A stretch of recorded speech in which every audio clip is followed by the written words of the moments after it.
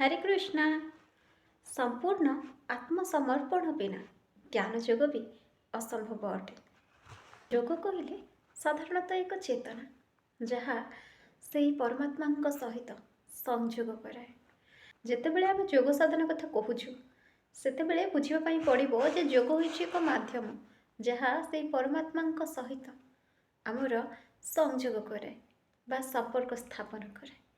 तेणु जो जोगरे सकाम कर्म मनीष करिथाए ताकू कर्मयोग बोली कहुए।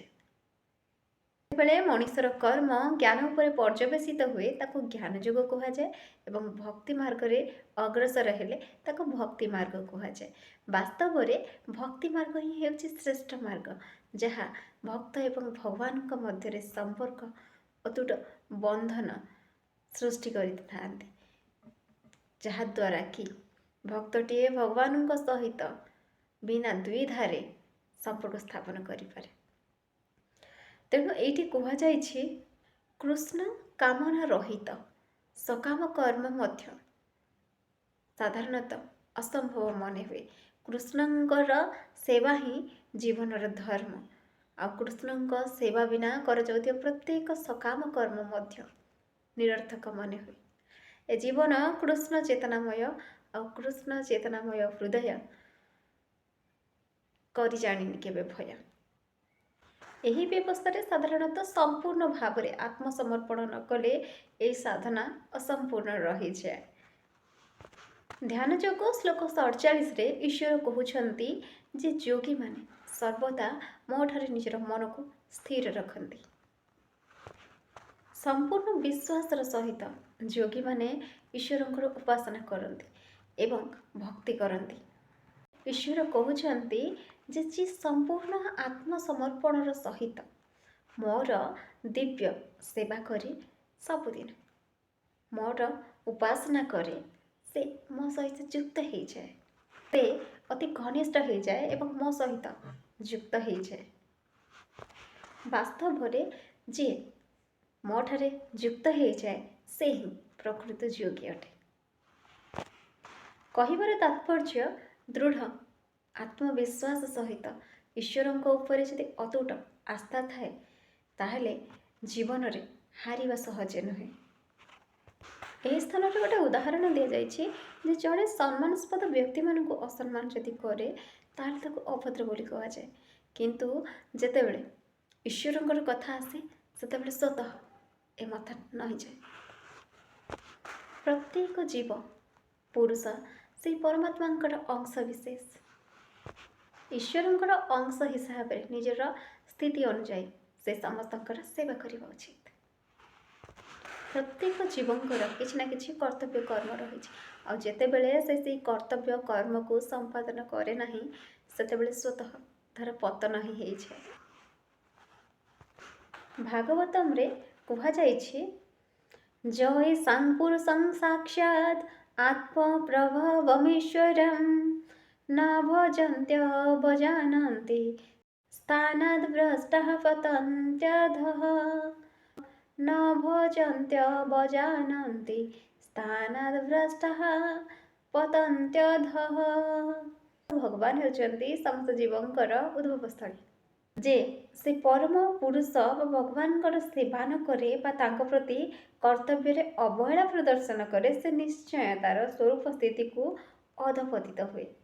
जेतेबेले जने समस्त प्रकार योगाभ्यास संपूर्ण करे सेतेबेले जाए से भक्ति योग प्रति आकृष्ट हुए। जेतेबेले साधक निजर शारीरिक क्रिया साहाय्य रे मनोयोग को वृद्धि करी परमात्मा ध्यान रे मग्न हुए भक्ति योग होउछि अंतिम स्तर। व्यक्ति भक्ति योग को अनुसरण करी संसार भोग मोह माया बंधन मुक्ति लाभ करने संभवपर। जो योगी अग्रगति करी चली ताको शाश्वत सौभाग्यर पथरे अच्छी बोली ग्रहण करने उचित। कृष्ण चेतनाशील हेबार अर्थ हेउछि योगर सर्वोच्च स्तर रे पहुँचवा। आमे माने हिमालय कथा कहले बुझुजे पृथ्वीर सर्वोच्च पर्वत श्रृंग ଯେଉଁଥିରେ ସର୍ବୋଚ୍ଚ ଶୃଙ୍ଗ ମାଉଣ୍ଟ ଏଭରେଷ୍ଟ ଅବସ୍ଥିତ। ତାହା ହେଉଛି ସର୍ବୋଚ୍ଚ ସ୍ତର। ଯେତେବେଳେ ବ୍ୟକ୍ତି ବୈଦିକ ନିର୍ଦ୍ଦେଶ ଅନୁଯାୟୀ କୃଷ୍ଣ ଚେତନାଶୀଳ ହେଇ କର୍ମ କରେ, ଭକ୍ତି ମାର୍ଗକୁ ଆସିଯାଏ, ସାଧାରଣତଃ ସେତେବେଳେ ବୁଝିବାକୁ ହେବ ଏବଂ ଦୃଢ଼ ଭାବରେ ମାନି ନେବାକୁ ପଡ଼ିବ ଯେ ସେହି ବ୍ୟକ୍ତି ବାସ୍ତବରେ ଭାଗ୍ୟବାନ ଅଟେ। ଯେତେବେଳେ ବ୍ୟକ୍ତି ବୈଦିକ ନିର୍ଦ୍ଦେଶ ଅନୁଯାୟୀ କର୍ମ କରେ, ସେତେବେଳେ ତାର ମନରେ ଯେତେବେଳେ ଭକ୍ତିର ଭାବନା ଉଦ୍ରେକ ହୁଏ ବା ସେ କୃଷ୍ଣ ଚେତନାଶୀଳ ହୁଏ, ସେତେବେଳେ ଭାବିବାକୁ ପଡ଼ିବ ଯେ ସେ ବ୍ୟକ୍ତି ବାସ୍ତବରେ ସୌଭାଗ୍ୟବାନ ଅଟେ ବା ସୌଭାଗ୍ୟବତୀ ଅଟେ।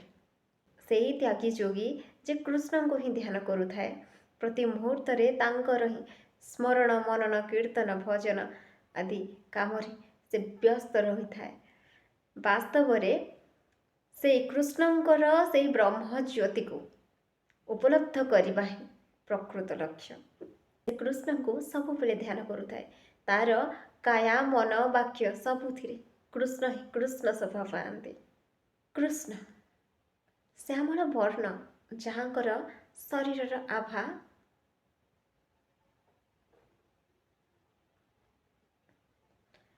ଯାହାଙ୍କର ପଦ୍ମମୁଖ ସୂର୍ଯ୍ୟଙ୍କ ଭଳି ଉଜ୍ଜ୍ୱଳମୟ, ଯେ ମଣିମୁକ୍ତା ଖଚିତ ହେଇଥିବା ପୋଷାକ ପରିଧାନ କରନ୍ତି, ଯେ ମଣିମୁକ୍ତା ଖଚିତ ପୋଷାକ ଧାରଣ କରନ୍ତି ଏବଂ ଯେ ପୁଷ୍ପହାରରେ ଭୂଷିତ ହେଇଥାନ୍ତି, ଚତୁର୍ଦିଗ ତାଙ୍କ ପ୍ରଭାରେ ଦୀପ୍ତିମାନ ହେଇଯାଏ। ସେ ଦୀପ୍ତିକୁ ବ୍ରହ୍ମଜ୍ୟୋତି କୁହାଯାଏ। କୃଷ୍ଣଙ୍କର ତେଜକୁ ସାଧାରଣତଃ ବ୍ରହ୍ମଜ୍ୟୋତି ବୋଲି କୁହାଯାଏ। ରାମ, ନୃସିଂହ, ବରାହ, ପରମ ପୁରୁଷ ପରମାତ୍ମା ତ କେବେ ଶ୍ରୀକୃଷ୍ଣ ରୂପରେ ଧରାଧାମରେ ଅବତାର ଗ୍ରହଣ କରନ୍ତି ଏବଂ ପାପୀର ପାପର ସଂହାର କରି ଧର୍ମ ସ୍ଥାପନା କରିଯାଆନ୍ତି। ଯଶୋଦାଙ୍କର ଅତି ପ୍ରିୟ କାହ୍ନା, ଯେ ମାନବ ଶରୀର ଧାରଣ କରି ମଣିଷ ଭଳି ହିଁ ଜୀବନ ଧାରଣ କରେ। ଯଶୋଦାଙ୍କର ପୁତ୍ର, ମା ଯଶୋଦାଙ୍କର ପୁତ୍ର, ଯାହାଙ୍କର ଜୀବନ ଏହି ମାନବ କଲ୍ୟାଣ ପାଇଁ ଉଦ୍ଦିଷ୍ଟ। ସେ କୃଷ୍ଣ ଗୋବିନ୍ଦ ବାସୁଦେବ ନାମରେ ପରିଚିତ। ସେ ଜଣେ ଆଦର୍ଶ ପୁତ୍ର, ସ୍ୱାମୀ, ପିତା ଓ ପ୍ରଭୁ ଅଟନ୍ତି। ସେ ଦିବ୍ୟ ଗୁଣାବଳୀ ଏବଂ ଐଶ୍ୱର୍ଯ୍ୟରେ ପୂର୍ଣ୍ଣ।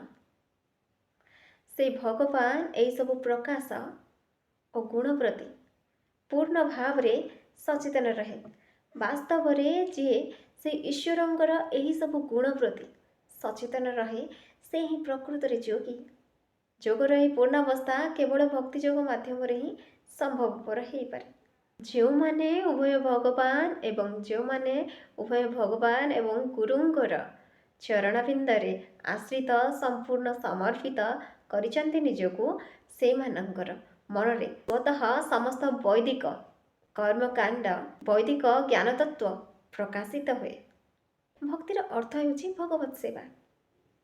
ଭକ୍ତ ଏହି ସେବା କଲେ ଇହ ଜନ୍ମରେ ହେଉ ଅଥବା ପରଜନ୍ମରେ ହେଉ, ଭୌତିକ ଲାଭ ପାଇବାର କାମନା ରଖି ସେବା କରିବା ଉଚିତ ନୁହଁ।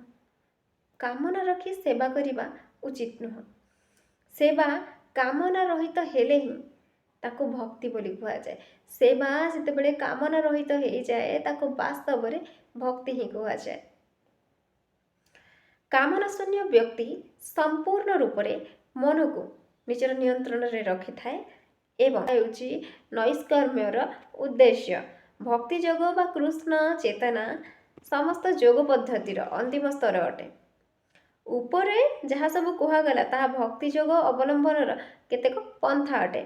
ଏହିପରି ଭାବରେ ଶ୍ରୀମଦ୍ ଭାଗବତ ମହାପୁରାଣର ଶ୍ରୀମଦ୍ ଭାଗବତ ଗୀତା ଉପନିଷଦର 6ଠ ଅଧ୍ୟାୟ ଧ୍ୟାନ ଯୋଗ ଶୀର୍ଷକ ଭକ୍ତି ବେଦାନ୍ତ ଭାଷ୍ୟ ସମାପ୍ତ ହେଲା।